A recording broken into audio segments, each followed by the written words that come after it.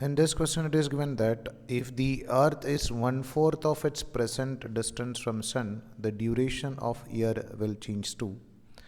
So over here we know the relation between radius or orbital radius and the time period. That is, square of time period is directly proportional to r cube, or you can write t is directly proportional to r raised to 3 by 2. So if the Earth is 1/4 of its present distance from the Sun, so we can write the radius in initial situation is taken as nothing but r, and in second situation it becomes 1/4 of its present distance. That means we can take it as r divided by 4. Then Rm is to find out the duration of year.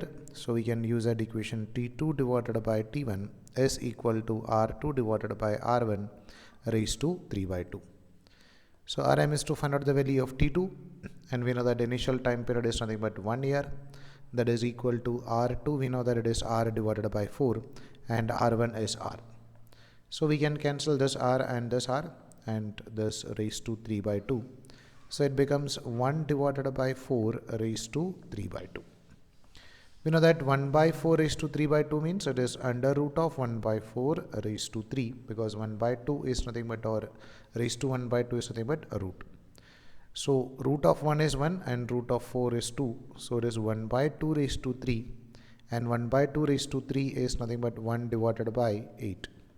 So we can say that its time period is going to decrease by 8 times, or the value of time period now is 1 year divided by 8.